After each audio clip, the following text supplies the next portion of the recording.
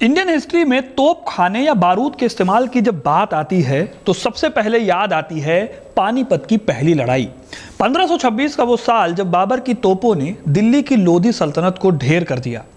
हमारी हिस्ट्री की किताबें बताती हैं कि भारत में बारूद से बर्बादी लाने का काम बाबर ने किया था, लेकिन क्या आपको पता है कि ये एक अधूरा सच है?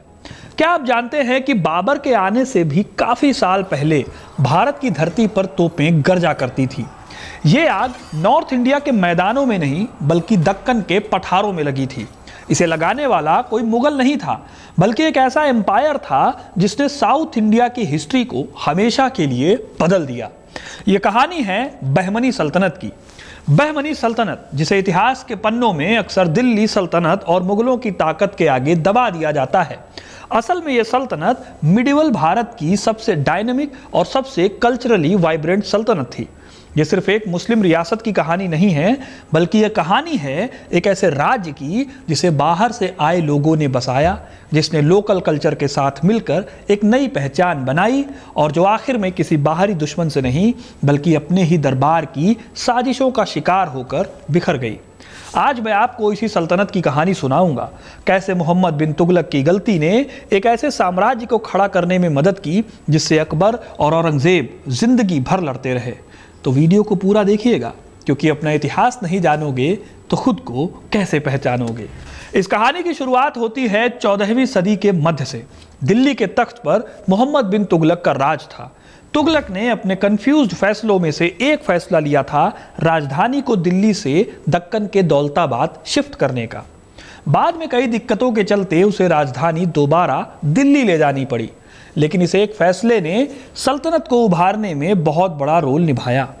दक्कन में तुगलक के जो सूबेदार और मिलिट्री कमांडर पीछे छूट गए थे, उनके दिलों में दिल्ली से आज़ाद होने का एक बीज बो दिया गया था। इन कमांडर्स को अमीराने सदा यानी 100 सैनिकों के कमांडर कहा जाता था। ये लोग तुगलक की क्रूर और अस्थिर नीतियों से तंग आ चुके थे। यही वजह है कि बगावत की आग इन सैनिकों में सुलगने लगी। इन सैनिकों में से ही एक दक्कनी अमीर इस्माइल मुख ने इस विद्रोह की कमान संभाल ली। इस विद्रोह के दौरान मुख को यह समझ आया कि एक बहुत बड़ा एम्पायर खड़ा करने के लिए जिस लीडरशिप क्वालिटी की जरूरत होती है वो उसमें है ही नहीं। फिर इस विद्रोह के दौरान एक ऐसे शख्स की एंट्री होती है जिसके ओरिजिन को लेकर इतिहासकार आज तक एक साथ नहीं है। इस शख्स का नाम था जफर खान। 3 अगस्त 1347 का दिन था जब दौलताबाद के किले में इस्माइल मुख ने अपनी गद्दी जफर खान के हक में छोड़ दी, और इसी के साथ दक्कन के पठार पर एक बहुत बड़ी और बेहद ताकतवर आज़ाद मुस्लिम सल्तनत की नींव रखी गई, जिसे हम बहमनी सल्तनत के नाम से जानते हैं। लेकिन इस सल्तनत को बढ़ने के लिए बाकी रियासतों और राजाओं को जीतना ज़रूरी था, और यही वजह है कि आगे चलकर इन्होंने बारूद और तोप का इस्तेमाल किया। कब और कैसे, वो अभी बस आपको थोड़ी देर में पता चल जाएगा। बहमनी सुल्तान जफर खान ने अपना नाम बदल लिया और रख लिया अलाउद्दीन हसन बहमन शाह। लेकिन सवाल यह है कि जफर खान आखिर था कौन? यहीं पर हिस्ट्री की बहुत बड़ी डिबेट सामने आती है। अगर आप 16वीं सदी के मशहूर पर्शियन इतिहासकार फरिश्ता की किताब तारीख़ फरिश्ता पढ़ें तो फरिश्ता एक बहुत ही दिलचस्प कहानी सुनाते हैं। फरिश्ता का कहना है कि जफर खान असल में गंगू नाम के एक ब्राह्मण ज्योतिषी का नौकर था। गंगू ने जफर खान की किस्मत में राजयोग देखा था और उसकी मदद की थी। इसीलिए जब जफर खान सुल्तान बना तो उसने अपने साथ हसन गंगू जोड़ लिया और अपने साम्राज्य का नाम ब्राह्मण के नाम पर बहमनी रखा। अब ये एक बहुत ही सेकुलर और खूबसूरत कहानी लगती है, लेकिन क्या सचमुच इतिहास इतना सीधा होता है? मॉडर्न हिस्टोरियंस जैसे कि HSQ हुसैनी और HK शेरवानी इस ब्राह्मण थ्योरी को सिरे से खारिज करते हैं। वो आर्ग्यू करते हैं कि एक कट्टर अफगान या खुरासानी योद्धा कभी किसी ब्राह्मण के नाम पर अपने महान साम्राज्य का नाम क्यों रखेगा? उनके हिसाब से जफर खान का दावा था कि वो प्राचीन ईरान के लेजेंडरी राजा बहमन, जो कि इस फंदियार के बेटे थे, उनके वंशज हैं। अपने साम्राज्य को एक और ऐतिहासिक और शाही लेजिटिमेसी देने के लिए उन्होंने ये नाम चुना था, जफर खान ने। इनके समकालीन इतिहासकार इसामी भी अपनी किताब फुतूह उस सलातीन में हसन गंगू वाली बात का कोई जिक्र नहीं करते। इतिहास के ये अलग अलग पहलू हमें सोचने पर मजबूर करते हैं कि कैसे कभी कभी मिथक और लोक कथाएं जो वास्तविक इतिहास है उस पर हावी हो जाती हैं। लेकिन यहीं पर दोस्तों असली खेल भी शुरू होता है।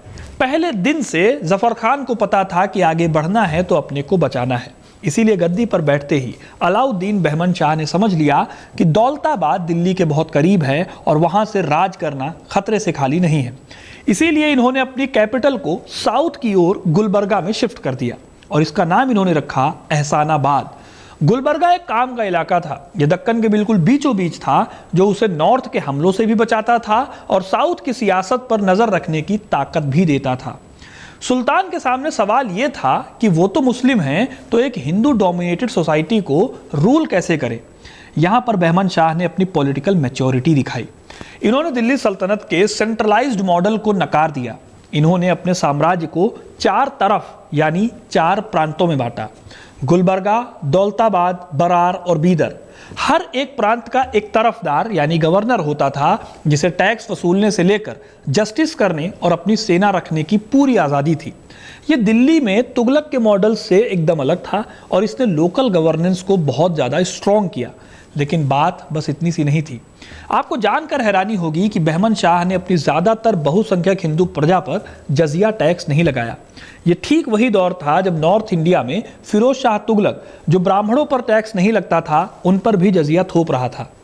बहमन शाह का यह फैसला कोई धार्मिक कमजोरी नहीं थी, बल्कि एक प्रैग्मेटिक और समझदार शासक की निशानी थी। वो सूफी संत सिराज जुनैदी को अपना आध्यात्मिक गुरु मानते थे और खुद को सिकंदर सानी यानी दूसरा सिकंदर कहते थे। अब बहमन शाह की इच्छा थी कि वो पूरे साउथ इंडिया को जीतना चाहता था, लेकिन उसके इस सपने के बीच में एक बहुत बड़ी और बेहद ताकतवर दीवार खड़ी थी। यह दीवार थी विजयनगर साम्राज्य। विजयनगर एम्पायर के बीच की दुश्मनी इंडियन हिस्ट्री के सबसे लंबे और सबसे खूनी स्ट्रगल्स में से एक है। विजयनगर साम्राज्य बहमनी सल्तनत से काफी बड़ा और ताकतवर था। दोनों ही साम्राज्यों के बीच में लंबे समय तक लड़ाइयां चली, जो पहले बहमनी सल्तनत के विभाजन और बाद में विजयनगर के पतन पे जाके रुकी। ज्यादातर लोगों को लगता है कि इन दोनों ही सल्तनतों के बीच लड़ाई सिर्फ धर्म को लेकर थी, लेकिन असल में ऐसा नहीं था। यह लड़ाई धर्म से ज्यादा इकोनॉमी, रिसोर्सेज और भूगोल की थी। दोनों ही साम्राज्यों के बीच में एक बहुत ही फर्टाइल लैंड का टुकड़ा था। इसे रायचूर दोआब कहा जाता था। कृष्णा और तुंगभद्रा नदियों के बीच का यह इलाका किसी सोने की खदान से कम नहीं था। यानी कि जो इस दोआब पर कब्जा कर लेगा, दक्कन की इकोनॉमी पर उसी का राज होगा। इसी एरिया पर कब्जे की लड़ाई ने बहमनी सल्तनत और दक्कन की राजनीति और समाज को काफी हद तक बदला। यह बदलाव बहमनी सल्तनत के अलग अलग राजाओं के टाइम पर अलग अलग तौर तरीकों से आए। बहमन शाह की मौत के बाद उनका बेटा मोहम्मद शाह प्रथम गद्दी पर बैठा। मोहम्मद शाह प्रथम को इतिहास में जिस एक घटना के लिए हमेशा याद रखा जाएगा, वो है 1367-1368 का रायचूर दोआब का युद्ध। इस जंग में एक ऐसी चीज हुई जो भारत के इतिहास में इससे पहले कभी नहीं हुई थी। विजयनगर की बहुत बड़ी पैदल सेना और हाथी बहमन सेना की ओर बढ़ रहे थे। तभी अचानक दक्कन के आसमान में एक बहरा कर देने वाला धमाका होता है। आग के गोले हवा को चीरते हुए आते हैं और विजयनगर की सेना के चीथड़े उड़ा देते हैं। हाथियों में भगदड़ मच जाती है और पूरी सेना तितर बितर होने लगती है। ये इंडियन सबकॉन्टिनेंट में बारूद और तोप खाने के इस्तेमाल का शुरुआती एग्जाम्पल था। इस एक ट्रिक ने जंग की दिशा बदल दी। इस बारूद और तोप के इस्तेमाल ने बहमनी सल्तनत को इस लड़ाई में जीत दिलाई। लेकिन जैसा कि आपने मुगल साम्राज्य में देखा होगा कि कैसे साजिशों का दौर चलता था, मर्डर हो जाते थे, वैसे ही बहमनी सल्तनत भी इन साजिशों और हत्याओं से बच नहीं पाई। मोहम्मद शाह प्रथम के बाद बहमनी सल्तनत की गद्दी थोड़ी बहुत हिलने लगी और यही वजह है कि उनकी मौत के बाद कई छोटे बड़े सुल्तान आए और वो टिक नहीं पाए। लेकिन जब 1397 में ताजुद्दीन फिरोज शाह गद्दी पर बैठा, तब जाकर बहमनी सल्तनत कुछ स्टेबल हुई। फिरोज शाह ने बहमनी सल्तनत को मजबूत बनाने के लिए एक बहुत बड़ा काम किया। इन्होंने लोकल हिंदुओं को बहमनी एडमिनिस्ट्रेशन का हिस्सा बनाया। लेकिन विजयनगर के साथ दुश्मनी ताजुद्दीन के दौर में भी जारी रही। इसी दौर में एक ऐसी जंग होती है जो साउथ इंडियन हिस्ट्री की काफ़ी इंपॉर्टेंट लड़ाई मानी जाती है। इस लड़ाई को हम सुनार की बेटी का युद्ध इसके नाम से जानते हैं। लोक कथाएं कहती हैं कि साल 1406 में विजयनगर के राजा देवराय प्रथम को मुदगल नाम के एरिया की एक सुनार की बेटी पार्थल की खूबसूरती के बारे में पता चला। वो इस पर इतने मोहित हुए कि इन्होंने उसको शादी का प्रस्ताव भेजा, लेकिन पार्थल ने शादी से मना कर दिया। गुस्से में देवराय ने मुदगल पर हमला कर दिया। क्योंकि मुदगल बहमनी इलाके में आता था, इसलिए फिरोज शाह ने इसे अपनी तौहीन माना और विजयनगर पर धावा बोल दिया। लब्बो लुआब ये है इस कहानी का कि एक बेहद खूबसूरत लड़की के लिए दो महान साम्राज्यों के बीच में भयंकर खून खराबा हुआ। सुनने में किसी पीरियड ड्रामा फिल्म की स्क्रिप्ट लगती है, लेकिन मॉडर्न हिस्टोरियंस इस कहानी को एक अलग एंगल से देखते हैं।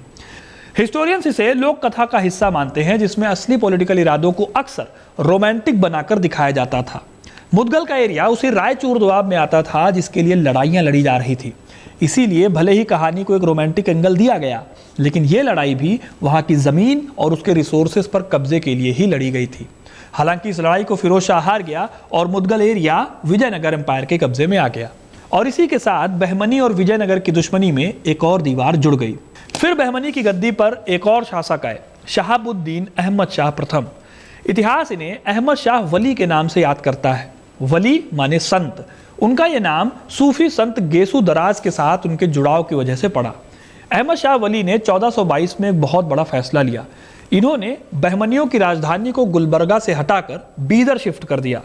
बीदर मौसम के लिहाज से बेहतर था, मिलिट्री के एंगल से ज़्यादा सेफ था, और सबसे बड़ी बात, ये चोल और दाभोल जैसे वेस्टर्न बंदरगाहों से सीधा जुड़ा हुआ था। यह बहुत इंपॉर्टेंट बात थी क्योंकि इन बंदरगाहों से पर्शिया और मिडिल ईस्ट का ट्रेड होता था।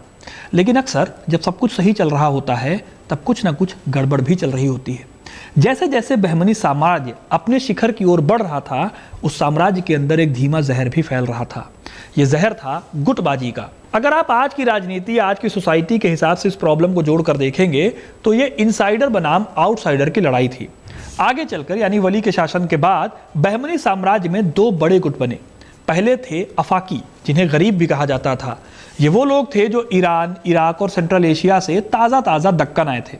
इनमें बहुत बड़े बड़े इंटेलेक्चुअल्स, ट्रेडर्स और सोल्जर्स थे। दूसरे थे दक्खनी। ये वो मुस्लिम और हिंदू थे जो पीढ़ियों से दक्कन में रह रहे थे या नॉर्थ इंडिया से बहुत पहले आकर यहाँ पे बस गए थे। 1458 में जब सुल्तान हुमायूं शाह शासक बने तो ये दरार एक खाई बन गई। इतिहासकार फरिश्ता हुमायूं शाह को साउथ का नीरो कहता है, क्योंकि जब बहमनी साम्राज्य संकट में था तब वो अपनी क्रूरता और विलासिता में डूबा हुआ था। उसको अपने एम्पायर की कोई टेंशन ही नहीं थी। हुमायूं ने अफाकियों को दक्खनी लोगों पर तवज्जो दी, जिससे लोकल लोगों में भयानक गुस्सा पनपने लगा। लेकिन हुमायूं ने अपनी जिंदगी में एक ही अच्छा काम किया। उसने ख्वाजा निजामुद्दीन महमूद गवान नाम के एक ईरानी व्यापारी और स्कॉलर को अपना मलिक उत ताजार और बाद में पीएम बनाया। यही गवान बाद में बहमनी सल्तनत को भी संभालते हैं। अब कहानी उस मोड़ पर पहुंचती है जहां एक आदमी पूरे साम्राज्य की दिशा और पूरे साम्राज्य का चेहरा ही बदल देता है। साल 1463 में 9 साल का एक बच्चा मोहम्मद शाह तृतीय गद्दी पर बैठा। महमूद गवान इस साम्राज्य के वास्तविक शासक और रीजेंट बन गए। इसे इतिहास में महमूद गवान का युग कहा जाता है। गवान की काबिलियत का कोई सानी नहीं था। इन्होंने समझ लिया था कि साम्राज्य को अंदर से खोखला असल में कौन कर रहा है। वो थे भ्रष्ट तरफदार। गवान ने रेवेन्यू सिस्टम को पूरी तरह से बदल दिया। कई इनाम यानी दान में दी गई जमीनों को खालिसा यानी शाही जमीनों में बदल दिया। अलाउद्दीन खिलजी की तरह इन्होंने जमीनों की सिस्टमैटिक नाप जोख करवाई। गवर्नरों की ताकत को कम करने के लिए इन्होंने 4 प्रांतों को बांटकर 8 प्रांत कर दिए। लेकिन क्या आपको पता है कि जो आदमी अपने साम्राज्य को एजुकेशन, कूटनीति और इकोनॉमी के शिखर पर ले गया, उसका अंत कितना दर्दनाक हुआ। महमूद गवान की कामयाबी दक्खनी गुट के अमीरों की आंखों में खटकने लगी। गवान एक अफाकी था और दक्कनी अमीर किसी बाहरी को इतनी ताकत में बर्दाश्त नहीं कर सकते थे। उन्होंने एक भयानक साजिश रची। इन्होंने गवान की शाही मुहर चुराई और एक जाली खत तैयार किया। ये खत उड़ीसा के राजा को लिखा गया था, जिसमें कथित तौर पर गवान उड़ीसा के राजा को बहमनी एम्पायर पर हमला करने का न्योता दे रहा था। यह एक फेक लेटर युवा और इनसिक्योर सुल्तान मोहम्मद शाह तृतीय को दिखाया गया। सुल्तान, जो पहले ही अपनी इनसिक्योरिटीज से घिरा हुआ था, उसने कोई जांच नहीं की, बिना गवान से कोई सफाई मांगे नशे की हालत में इस खत को सच मान लिया। यह एक ऐसा मौका था जहां सारा इंसाफ, सारी समझदारी एक झूठ के आगे घुटने टेक चुकी थी। 1481 में 78 साल के बूढ़े महमूद गवान को राजद्रोह के आरोप में सरेआम मौत के घाट उतार दिया गया। फरिश्ता लिखते हैं कि गवान के आखिरी शब्द थे, अल्लाह का शुक्र है मेरी मौत बहमनी साम्राज्य की आखिरी सांसों के साथ आ रही है। इस तरह बहमनी सल्तनत को किसी एक दुश्मन ने नहीं बल्कि एक झूठ ने बुरी तरह कमजोर कर दिया। बाद में जब सुल्तान को गवान की बेगुनाही और जाली खत की सच्चाई का पता चला तो वो अपने अपराध बोझ से इस कदर पागल हो गया कि कुछ ही समय बाद उसकी भी मौत हो गई। महमूद गवान की मृत्यु के बाद बहमनी सल्तनत ताश के पत्तों की तरह बिखरने लगी। गवान के रिफॉर्म्स को रोक दिया गया, गवर्नरों ने फिर से बगावत शुरू कर दी और अफाकी बनाम दक्कनी खून खराबा सड़कों पर आ गया। महमूद शाह और कलीमुल्लाह शाह जैसे आखिरी सुल्तान सिर्फ कठपुतलियां बनकर रह गए। साल 1518 से 1527 के बीच वो महान बहमनी साम्राज्य जो कभी नर्मदा से लेकर कृष्णा नदी तक फैला हुआ था, वो 5 छोटे टुकड़ों में टूट गया। ये 5 टुकड़े थे: आदिल शाही जो बीजापुर में थी, निज़ाम शाही जो अहमदनगर में थी, इमाद शाही जो बरार में थी, कुतुब शाही गोलकुंडा की और बरीद शाही जो बीदर में थी। राजनीतिक रूप से बहमनी साम्राज्य साल 1527 में खत्म हो गया था, लेकिन क्या सच में कोई साम्राज्य सिर्फ राजा के जाने से खत्म हो जाता है? यहाँ एक बहुत ही प्रोफाउंड सवाल खड़ा होता है। क्या खंडहर हमेशा बर्बादी की कहानी कहते हैं? बहमनी साम्राज्य भले ही 1527 में टूट गया, लेकिन उसकी विरासत इन 5 नई रियासतों में जिंदा रही। इन्हीं सुल्तानों ने बाद में मिलकर 1565 के तालीकोटा युद्ध में विजयनगर साम्राज्य का भी पतन किया। इन्हीं सुल्तानों ने दशकों तक मुगलों और पुर्तगालियों का डटकर सामना किया। अकबर से लेकर औरंगजेब तक दक्कन में पॉलिटिक्स को कंट्रोल करने में पसीना बहाना पड़ा। लेकिन बहमनी सल्तनत की कहानी दोस्तों सिर्फ जंगों की कहानी नहीं है। बहमनी सल्तनत ने दक्कन की राजनीति, यहाँ के समाज और यहाँ के कल्चर को भी बदलने में बहुत बड़ा रोल निभाया है। बहमनी सल्तनत ने दक्कन में एक नई सांस्कृतिक पहचान गढ़ी। इसे हम आज दक्कनी संस्कृति के नाम से जानते हैं। फारसी भाषा एडमिनिस्ट्रेशन और दरबार की भाषा थी, लेकिन लोकल लैंग्वेज के साथ इसके मेल से दक्कनी उर्दू का जन्म हुआ, जो आगे चलकर साउथ इंडिया में लिटरेचर और पोयम की एक मेन लैंग्वेज बन गई। कुल मिलाकर बहमनी सल्तनत की असली जीत उनकी तोपों या तलवारों में ही नहीं थी। उनकी असली जीत थी उस सिंथेसिस में, यानी मिलावट में, जिसे उन्होंने जन्म दिया। आज अगर आप बीजापुर जाकर गोल गुंबद को देखते हैं, जिसका बिना सहारे का 53 मीटर का गुंबद एशिया का सबसे बड़ा गुंबद है और जहां की विस्परिंग गैलरी इंजीनियरिंग का चमत्कार मानी जाती है, तो इन सभी की नींव बहमनी आर्किटेक्चर ने ही रखी थी। हैदराबाद का 4 मीनार हो या बीजापुर का इब्राहिम रोजा, इन सभी में पर्शियन और लोकल दक्कनी डिजाइन का वही फ्यूजन दिखता है जो गुलबर्गा की मस्जिद से शुरू हुआ था। तो दोस्तों, ये थी कहानी बहमनी सल्तनत की। आपको ये कहानी कैसी लगी कमेंट करके जरूर बताइएगा। वीडियो को लाइक और शेयर करना ना भूलें और ऐसी इंटरेस्टिंग कहानियों के लिए, इतिहास से जुड़े रहने के लिए हिस्ट्री कनेक्ट को सब्सक्राइब जरूर करें। धन्यवाद।